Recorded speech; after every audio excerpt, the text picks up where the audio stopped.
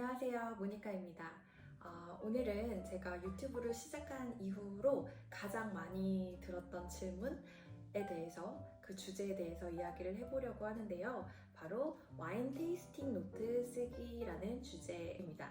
와인 영상에서 아이패드로 이제 와인 테이스팅 노트 적는 그런 모습들을 보여드린 적이 있고, 최근에도 커뮤니티에 글을 올렸었는데 많은 분들이 굉장히 궁금해 하시더라고요. 그 와인 테이스팅 노트 어플이 뭔지, 제가 어떤 식으로 와인 테이스팅 노트를 기록해 나가는지, 단순히 와인을 많이 마셔보는 것보다 저는 와인을 반드시 기록하면서 마셔야 와인력이 상승한다고 해야 될까요? 그렇게 생각을 하는 편인데요. 제 아무리 정말 좋은 와인, 맛있는 와인을 100병을 마신다고 해도 그걸 기록해 놓지 않으면 굉장히 연기처럼 기억이 사라진다고 생각을 하고요. 그런 점에 있어서 저한테는 와인 기록이 굉장히 중요한 루틴이고, 그리고 저만의 어떤 비법 노트이자 보물 상자이자 저희 내공을 이렇게 꼭꼭 쌓아놓는 그런 공간이라고 저는 생각을 해요. 10년을 넘게 이제 와인을 기록해 오면서 느꼈던 단 한 가지가 뭐였냐 하면, 이제 와인을 어떤 템플릿에 또 어떤 방법으로 기록하느냐도 물론 중요하기는 해요. 가장 편한 방법을 사용해야겠죠. 그런데 그것보다 더 중요한 것을 일종의 이제 내용, 소프트웨어에 관한 부분인데요. 저는 와인 테이스팅 노트를 크게 세 가지 부분으로 이제 나눠서 생각을 해야 한다고 생각을 해요. 그래서 이 세 가지 부분에 대해서 정의가 명확하게 있어야 하고, 차이가 되게 명확히 있다는 것을 좀 인지하고 테이스팅 노트를 쓰시면 어떤 방법으로 기록을 하시든지 훨씬 더 수월하고 좀 효과적으로 와인 기록을 하실 수 있을 거라고 생각합니다. 첫 번째는 정보 파트예요. 그러니까 굉장히 와인에 대해서 아주 객관적인 팩트만을 기록해 놓는 부분인데, 저는 개인적으로 이 부분이 가장 중요하고 기본이 되는, 기초가 돼야 되는 그런 부분이라고 생각을 해요. 그런데 많은 분들이 의외로 이 부분에 대한 기록을 조금 소홀히 하시는 것 같더라고요. 근데 이 부분을 이렇게 꾸준하게 기록을 해보시면요, 첫 번째로는 나의 와인 취향이 그냥 보여요. 그리고 두 번째로는 와인을 공부하는, 내가 와인을 공부해 나갈 수 있는 토대가 될 수 있고요. 그 다음에 세 번째로는 와인 시장을 바라보는 안목이 생긴다고 해야 될까요? 가격이 이게 적당한 가격인지 아닌지 뭐 이런 것들을 볼 수 있는 통찰력이 생기는 게 바로 이 정보 파트를 기록하는 것의 의미라고 생각을 해요. 이 정보 파트에 꼭 담겨야 될 게 뭐가 있을까요? 가장 크게는 와인이 만들어진 포도 품종, 그리고 두 번째는 와인의 생산지, 그 다음에 세 번째는 와인명, 그리고 와인을 생산한 생산자 정보, 와이너리 이름 이런 것들, 그 다음에 네 번째는 빈티지, 다섯 번째는 구입한 가격과 어디에서 구입을 했는지, 그리고 여섯 번째는 어떤 음식과 페어링 했었는지, 그리고 일곱 번째는 시음을 했던 날짜, 이건 꼭 들어가야겠죠? 이런 것들이 정보 파트에 들어갈 만한 것들이에요. 예를 들어보면 이제 미국 독립선언서를 작성했었던, 그리고 3대 대통령이었던 토마스 제퍼슨 대통령 같은 경우에 정말 소문난 와인 광이었어요. 그래서 이제 그분이 1791년에서 1803년 그 사이에 와인을 구입을 했던 그 기록이 이제 공개가 됐는데요. 여러분, 그 리스트만 보면 정말 정보만 기재돼 있을 거 아니에요. 구입을 한 날짜와 어떤 와인을 구입을 했고 얼마에 구입을 했다, 이런 것만 나열되어 있는 리스트만 보더라도 토마스 제퍼슨이 어떤 와인을 즐겨 마셨고 어떤 와인을 좋아했고 또 와인에 얼마만큼의 돈을 쓰고 어느 정도 와인을 소비하는 사람이었는지, 그런 것들을 알 수가 있죠.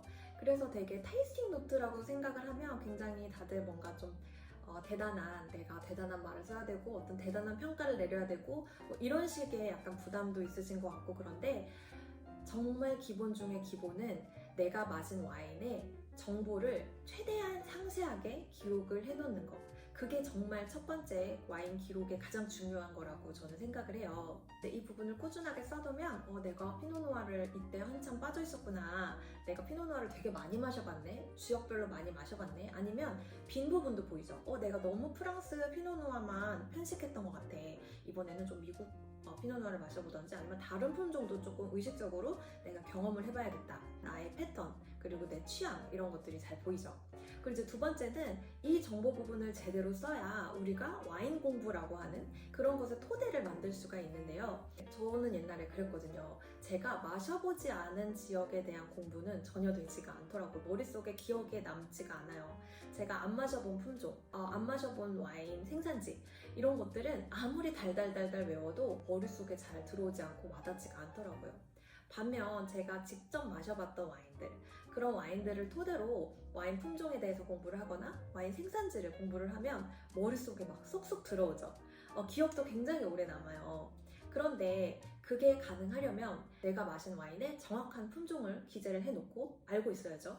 그리고 와인 생산지도 그냥 이거는 뭐 프랑스 부르고뉴 피노누아야 정도로 끝나는 게 아니라 프랑스 부르고뉴 또 어떤 지역에 어떤 마을에 어떤 포도밭의 와인이었는지 이런 것들을 상세하게 적어 놓는 거. 사실 와인을 마시는 상황들이 또 다양한 사람들이랑 만나서 마실 수도 있고 또 와인을 마시면 취하잖아요.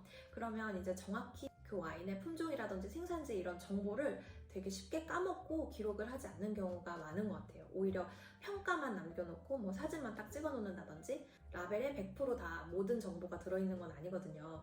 요즘은 대부분의 와이너리들이 이제 웹사이트를 운영하고 있죠. 본인 와인들에 대해서 아주 상세하게 어떤 품종으로 어떻게 어떤 식으로 블렌딩해서 어떤 비율로 사용을 했고 와인 생산지에 대해서도 때로와의 설명까지 포도밭이라면 어떤 포도밭에서 생산이 됐고 이런 모든 정보들이 다 와이너리 웹사이트에 있어요. 기록으로 쌓이다 보면 이게 하나의 노하우가 되거든요. 요 지역 와인은 가격이랑 상관없어 라든지 요 품종 와인은 요 정도 급이 제일 가성비가 좋았던 것 같아. 생각보다 우리가 접하는 와인 기록 템플릿이라든지 그런 것들을 보면 이 부분에 칸이 되게 작아요. 아주 세세하게 적을 만한 칸이 되게 부족해요. 칸을 많이 두고 기록을 할 수 있는 그런 방법을 추천드리고요. 두 번째 영역은 바로 감상의 영역입니다. 그러니까 제가 이 부분에서 굉장히 강조하고 싶은 점은 이 감상의 영역은 정말 주관의 영역이라는 사실 말씀드리고 싶어요. 로버트 파커 할아버지라고 해도 와서 나한테 이 와인은 그런 와인이 아니야 라고 결코 말할 수 없는 나만의 사적인 영역, 나만의 감상의 영역, 이 영역이 테이스팅 노트에 반드시 있어야 된다고 생각을 하는데요.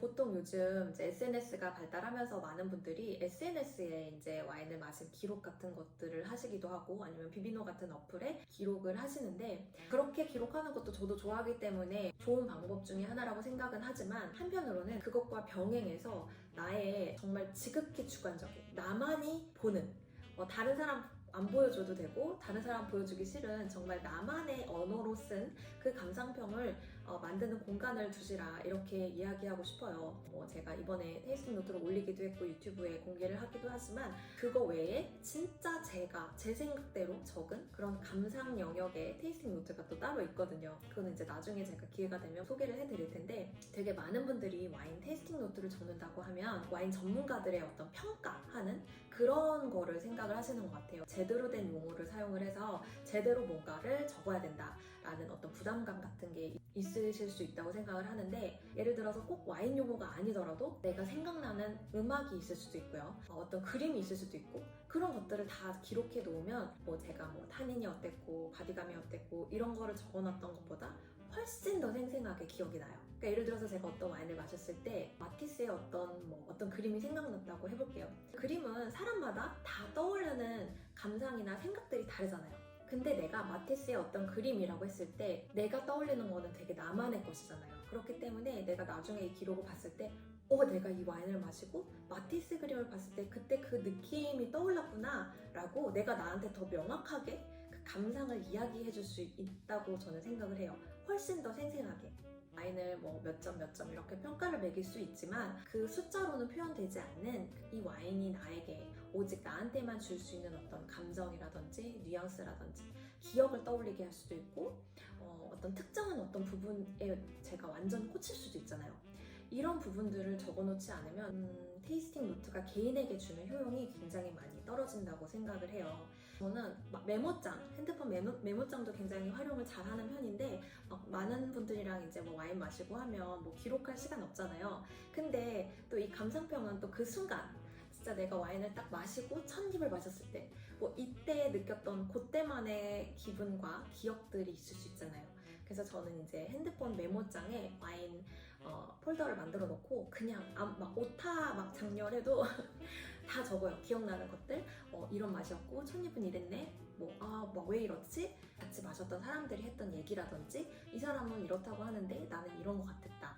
아니면 이 사람은 음식이랑 먹었는데 되게 맛있었다고 한다. 뿐만 아니라 그때 분위기, 아니면 농담 이런 것들도 저는 그냥 기억에 남는다면 이제 적어놓는 편이거든요. 그런 식으로 약간 스케치하듯이 적어놓으면 또 그 로우 매트리얼, 그러니까 그것만의 정말 가공되지 않은 그 순간을 스케치한 그 기록만의 의미가 있고, 그 기록을 봤을 때 그 떠오르는 와인과 함께 어우러졌던 그 상황들, 그때 사람들, 이런 것들에 대한 기억들이 굉장히 생생하게 떠올라요. 그리고 그것이 결국 와인에 대한 기억을 더 생생하게 만들어주거든요. 이렇게 와인과 나만의 어떤 특별한 기억, 이야기들, 추억들 이런 것들이 쌓이면서 굉장히 와인과 친밀해지고 또 와인을 표현하는 데 있어서도 훨씬 더 자유롭고 풍성해질 수 있는 것 같아요. 사실 제가 이제 와인 생산자분들을 만나는 기회가 요즘은 많이 없지만 과거에 이제 조금 더 있었었는데, 그럴 때도 와인 생산자분들한테 이 와인은 탄닌이 미디엄 몇이고 바디감이 어떻고 이런 얘기 하지 않죠. 이제 어떤 식으로 만들었고 양조 방식이라든지 농업 방식 이런 얘기도 많이 하긴 하지만 그 생산자분들이 가장 좋아할 때는 밑도 끝도 없을 수 있는 이런 아주 개인적인 감상평을 들을 때 가장 좋아하신다고 생각을 했어요. 왜냐하면 이게 어떻게 보면 영감에 관한 부분이잖아요. 내가 당신의 작품을 보고 이런 영감을 받았다 라는 게 사실은 어떻게 보면 생산자 그리고 창작자라고 하면 누구나 그게 궁금할 것 같아요. 나의 와인이 그 사람한테 가서 이런 영감을 주었고 이런 느낌과 이런 기분을 주었다 라고 하는 게 굉장히 좀 더 의사소통을 하고 커뮤니케이션 할 때 굉장히 도움이 많이 됐던 것 같아요. 제가 예전에 부르고뉴에 갔을 때 기적적으로 꿈같이 와인을 제가 좀 진지하게 시작하게 만들어준 와인의 생산자 클로드 디가 선생님을 직접 만나서 20여 정도의 와인을 같이 이제 테이스팅할 기회가 있었어요. 선생님의 와인이 저한테 어떤 영감을 줬었는지에 대해서 이야기를 다 이렇게 되게 많이 할 수 있었거든요. 근데 그게 저는 굉장히 기억에 남고 선생님도 굉장히 인상 깊어 하셨던 그 순간이 정말 와인이라고 하는 것으로 사람과 사람이 진정으로 의사소통을 할 수 있는 방법이 아닐까 이런 생각이 들었어요. 저도 이제 테이스팅 노트 포맷을 만들어서 쓰기는 하지만 굉장히 길게 이 부분을 당연히 할애할 수는 없기 때문에 이제 저 같은 경우에는 아예 새로 다른 노트를 사용을 해서 이제 그 와인에 대한 좀 더 저한테 영감을 줬던 와인이면 더 길게 다양한 이야기들을 조금 적어내려가는 그런 편이에요. 마지막 세 번째 영역이에요. 세 번째 영역은 바로 감각의 영역이라고 저는 말하고 싶어요. 이제 이 바로 감각의 영역이 사실은 거의 대부분의 분들이 테이스팅 노트라고 생각했을 때 떠올리는 탄닌은 어느 정도고 마디감은 어떻고 알코올 도수는 어느 정도고 밸런스는 어떻고 컴플렉시티는 어떻고 이런 식의 내용을 적는, 그 다음에 향, 아로마라든지 플레이버에 대한 레드 커런시 향이 나고 우디, 리더 이런 그런 다양한 향들에 대해서 적는 그런 부분인데요. 그런데 이 부분에 대해서 제가 정의하는 바는, 그리고 꼭 말씀드리고 싶은 부분은 바로 이 감각의 영역은 사실 언어, 랭귀지라는 점이에요. 사실 언어라고 하는 거는 약속이죠. 사람과 사람 간의 약속이고, 그러니까 예를 들어 애플이라고 했을 때 우리가 사과를 떠올려야 이것을 언어로 소통할 수 있잖아요. 예를 들어 전문가들끼리 제가 그 와인을 마셔보지 않았는데 저랑 같은 후각과 미각 훈련을 한 사람이 저 대신 어떤 와인을 마셔줬어요. 그 사람이 이런 기술적으로 탄닌이 어떻고 산도가 어떻고 이런 것들을 적었을 때 저는 그것만 보고도 이게 어떤 와인인지, 어떤 맛과 어떤 후각의 와인이며 이 와인의 품종은 뭔지, 이 와인의 생산지는 뭔지 이런 것들까지 알 수 있게끔 훈련을 하는 그런 영역인 거예요. 우리의 후각과 미각은 정말 다 달라요. 어떤 사람은 이 와인을 마시고 타닌이 너무 쓰게 느껴지고, 어떤 사람은 이 와인을 마시고 타닌이 하나도 없다 이렇게 느껴지기도 해요. 어떤 사람은 신맛에 되게 예민하고 어떤 사람은 단맛에 되게 예민해요. 그렇기 때문에 우리의 감각이라고 하는 것은 굉장히 주관적이에요. 그래서 이 주관의 영역, 이 주관적인 감각의 영역은 2번 파트 감상의 영역에 적는 게 맞다고 생각하고, 그리고 반드시 그걸 당연히 기록을 해야 된다고 생각해요. 나를 위해서. 그런데 전문가들은 그렇지 않잖아요. 전문가들은 그 와인에 대해서 와인을 아주 객관적으로 타인에게 전달을 해야 된단 말이에요. 그러기 위해서는 이 전문가들은 이 후각과 미각을 균일하게 동등한 기준선에 맞추기 위해 훈련을 해야 되는 거죠. 그래서 내 기준에 타닌이 센 게 아니라 객관적으로 타닌이 이 정도면 미디움이고 객관적으로 타닌이 이 정도면 미디움 플러스고 이런 식으로 마치 약간 튜닝하는 느낌이라고 해야 될까요?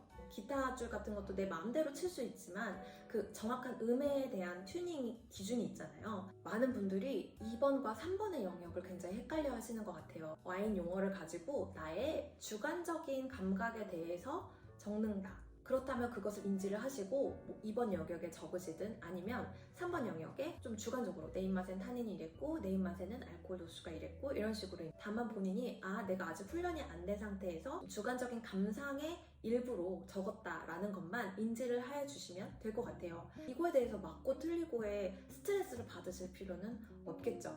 다만 이제 와인을 조금 더 애호가가 되고 좀 더 애호가가 되고 이렇게 되다 보면 3번을 알아두면 당연히 내가 좀 와인을 기록하고 와인을 표현하고 이런 데 있어서 훨씬 더 도움이 많이 되기는 해요. 그리고 내가 또 주관적으로 작성한다고 해도 적어도 이 용어들이 뭐를 뜻하는지는 좀 정확하게 그 정의를 알아야 될 필요는 있다고 생각을 하거든요. 아니면 와인 초보자가 와인샵 직원이라든지 전문가한테 와인을 추천해달라 이런 얘기를 할 때도요. 3번을 가지고 이야기를 하시면 의사소통이 굉장히 어려울 확률이 높아요. 예를 들어서 제가 최근에 프랑스 샤토네프티파프라고 하는 지역의 어떤 레드와인을 마셨는데요. 그걸 찾아보니까 와인 품종이 그르나슈라고 하는 품종이 80% 이상이고 시라라든지 이런 다른 품종이 블렌딩이 된 그런 와인이더라고요. 제가 그 와인을 스테이크랑 먹었는데 굉장히 궁합이 좋고 제 입맛에 맛있었어요. 그리고 굉장히 중후한 느낌이 나기도 하고 좀 점잖으면서도 되게 남성적인 그런 느낌이 들었거든요. 라고 만약에 누군가 말씀하신다고 생각을 하면 정확히 1번과 2번의 영역만을 가지고 말씀을 하신 거잖아요. 이분이 이런 취향의 와인을 좋아하는구나 라는 게 굉장히 명확하게 이해가 돼요. 와인을 추천을 하기도 훨씬 쉬워지죠. 근데 똑같은 와인을 드시고 만약에 3번의 영역으로 설명을 하시려고 해요. 드라이하고 타닌이 굉장히 거칠고 좀 여운이 되게 길고 풀바디한 그런 와인이었거든요. 제가 그런 와인을 좀 추천받을 수 있을까요? 라고 말을 하신다면 알 수가 없는 거죠. 만약에 3번의 용어를 가지고 설명을 하고자 하면 반드시 1번, 2번 아까 말했듯이 이런 와인이었는데 중후했고 샤토네프티파프고 이런 것들을 설명을 해주신 다음에 그 다음에 근데 제 입맛에는 이런 향들이 특별히 좋았어요 라고까지 말을 해주신다면 1번과 2번을 아는 컨텍스트 안에서 굉장히 더 도움이 되기는 하겠죠. 와인을 표현하는 용어들을 공부해 주시면 이런 1번과 2번의 맥락 속에서 같이 사용할 때 훨씬 더 빛을 발할 수 있겠죠. 정확히 어떤 부분이 좋았는지에 대해서 이야기를 할 수 있으니까요. 그리고 가장 중요한 제가 이제 아이패드로 테이스팅 노트 적은 것을 이제 영상에서도 올렸었고 이제 커뮤니티에도 올렸었는데 이거는 이제 제가 그냥 이 세 가지 부분을 좀 골고루 공간을 할애해서 또 한 시트에 깨끗하게 정리를 하고 싶어서 제가 그려서 만든 그런 포맷이에요. 프로크리에이트라고 하는 그 아이패드 어플, 그림 그리는 어플이 있거든요. 그래서 그 어플로 이제 제가 직접 그려서 만들었고 그거를 굿노트라고 하는 기록 어플에 PDF라든지 JPG 파일로 저장을 해서 서식처럼 삽입을 해서 이제 그 위에다가 그냥 테이스팅 노트를 적고 있고요. 요즘은 이제 저는 이 방식으로 기록을 많이 하는 편이에요. 아이패드가 이제 사진을 넣기도 굉장히 편하고 지웠다 썼다 하는 것도 훨씬 편하잖아요. 더 다양한 내용을 기록하고 싶다라고 하면 그 굿노트 그 다음 페이지에 더 기록을 해놓기도 하고 아니면 좀 큰 스크랩북 같은 게 저는 있어요. 그래서 이제 스크랩북에 사진을 뽑아서 붙여놓기도 하고 그래서 수기로 그냥 다양한 좀 생각들이라든지 아니면 와이너리 정보에 대해서라든지 지도를 그려넣기도 하고 이렇게 굉장히 자유로운 방식으로 작성을 하기도 합니다. 진짜 옛날에는 10년도 더 전에는 제가 와인 라벨을 직접 이렇게 떼가지고 스크랩북 만들고 막 이랬었거든요. 근데 요즘은 이제 참 세상이 많이 좋아진 것 같아요. 어떤 방식을 쓰든지 간에 좀 이런 부분에 대해서 이야기를 한번 드리고 싶다는 마음이 되게 강했어요. 그래서 좀 더 이 파트별로 더 디테일하게 와인 용어, 사용되는 와인 용어라든지 그런 방식들에 대해서 기회가 날 때마다 좀 테이스팅 노트 관련해서 영상들을 기획해서 올려보려고 해요. 그러면 오늘은 여기까지 이야기하고요. 다음에도 또 재미있는 컨텐츠로 찾아오도록 하겠습니다. 그럼 다음에 또 만나요. 안녕.